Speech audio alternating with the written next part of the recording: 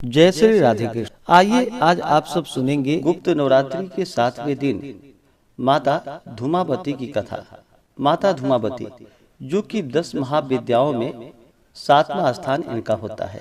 नवरात्रि का व्रत वर्ष में 4 बार मनाया जाता है, 2 गुप्त नवरात्रि के रूप में और 2 प्राकट्य नवरात्रि के रूप में। प्राकट्य नवरात्रि जो कि चैत्र के महीने में और आश्विन के महीने में शुक्ल पक्ष प्रतिपदा तिथि से लेकर के नौमी तिथि तक, इसमें माता दुर्गा के 9 स्वरूपों का पूजन किया जाता है। और गुप्त नवरात्रि के व्रत में जो कि माघ के महीने में और आषाढ़ के महीने में शुक्ल पक्ष प्रतिपदा तिथि से लेकर के नौमी तिथि तक 10 महाविद्याओं का पूजन किया जाता है। जो भी भक्त सच्ची श्रद्धा के साथ, नियम और निष्ठा के साथ नवरात्रि का व्रत करते हैं, माता का पूजन करते हैं, उनके सभी प्रकार के दुख और कष्ट दूर होते हैं। गुप्त नवरात्रि के 7वें दिन माता धूमावती का पूजन किया जाता है। धूमावती अर्थात जिसका जन्म धुएं से हुआ हो। माता रानी का यह रूप धुएं के समान होता है, इसलिए इन्हें भगवान शिव ने धूमावती नाम दिया है।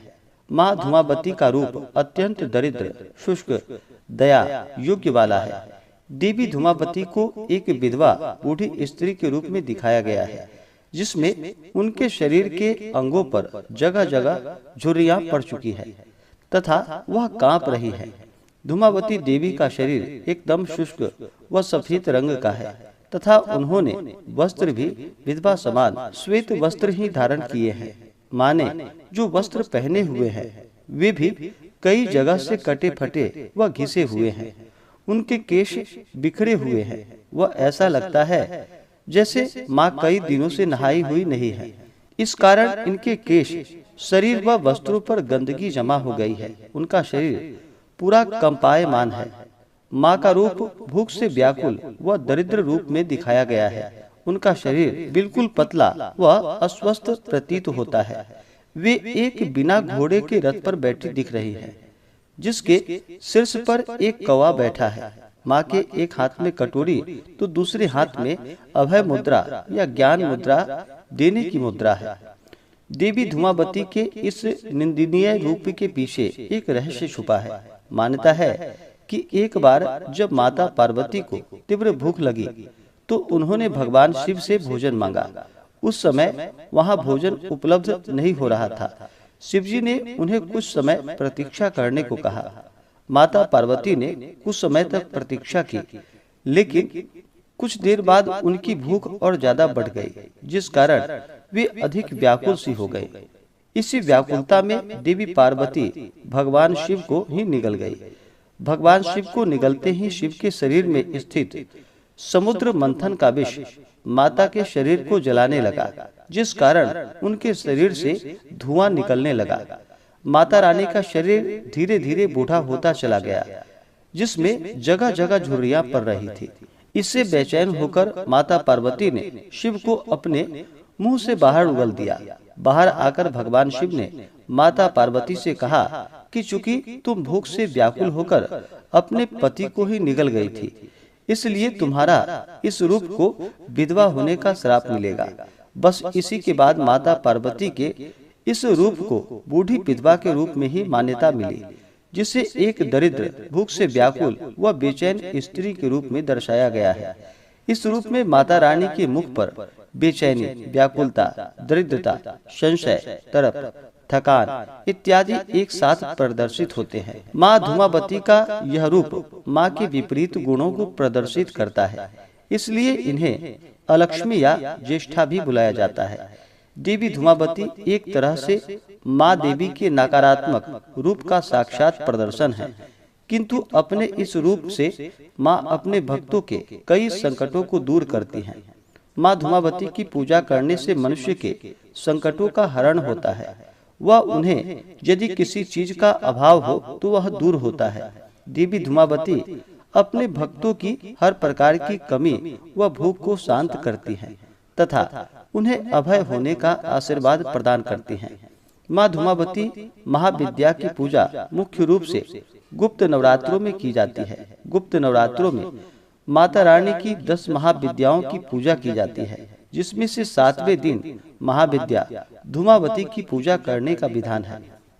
माँ धूमावती से संबंधित अन्य जानकारी, जो कि प्रथम वेद ऋग्वेद में माँ सती के धूमावती रूप को सूत्रा कहा गया है। माँ धूमावती के कुछ अन्य नाम ज्येष्ठा, अलक्ष्मी व निरति है। एक और प्रचलन के अनुसार सुहागन स्त्रियों के द्वारा माँ धूमावती की पूजा नहीं की जाती है।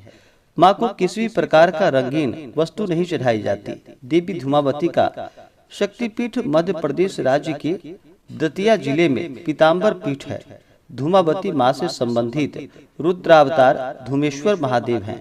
एक अन्य कथा के अनुसार माँ धूमावती का यह रूप राजा दक्ष द्वारा आयोजित यज्ञ में माँ सती के आत्म दाह करने के पश्चात उसके धुएं से प्रकट हुआ था। यह श्रीकुल की 7 देवियों में आती हैं। तो आइए सुनते हैं माता धूमावती से जुड़ी हुई पौराणिक कथा।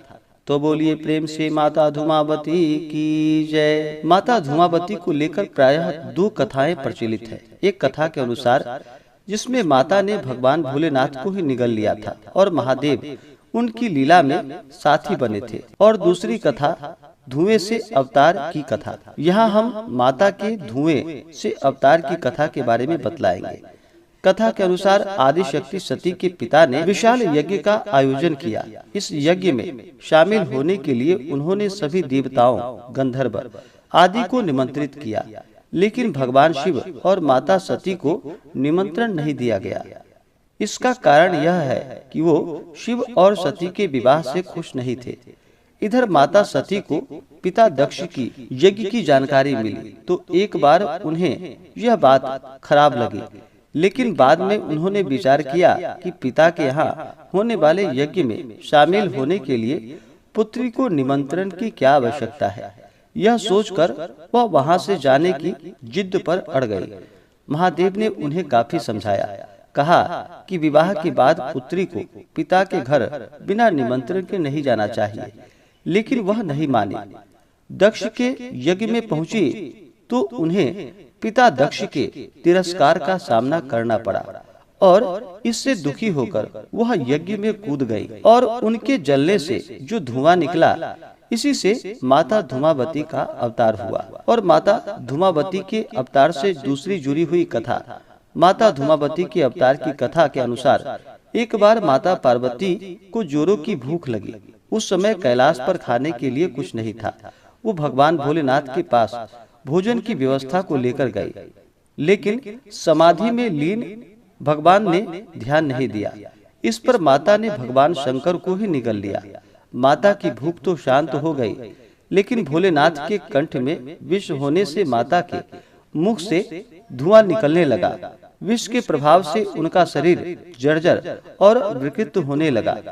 यह हाल देखकर माता की लीला के साथ दे रहे महादेव उनके उदर से बाहर निकल आए और कहा कि तुमने अपने पति को ही निगल लिया, इसलिए विधवा होने का श्राप लगेगा और धूमावती के रूप में पूजी जाओगी। हालांकि महिलाएं इस रूप की पूजा नहीं करती हैं। तो बोलिए प्रेम से माता धूमावती की जय। तो आशा करता हूँ कि यह जानकारी आपको अच्छा लगा हो। ऐसे ही ज्ञानवर्धक जानकारियाँ प्राप्त करने के लिए हमारे इस चैनल पे अगर आप नए हैं तो चैनल को लाल बटन दबा करके सब्सक्राइब करें, साथ में बेल आइकन घंटी को दबाएं ताकि मेरे वीडियो का नोटिफिकेशन आपको समय से मिलता रहे। वीडियो को लाइक करें, शेयर करें। सुखी रहें और स्वस्थ रहें। जय श्री राधे कृष्ण। धन्यवाद।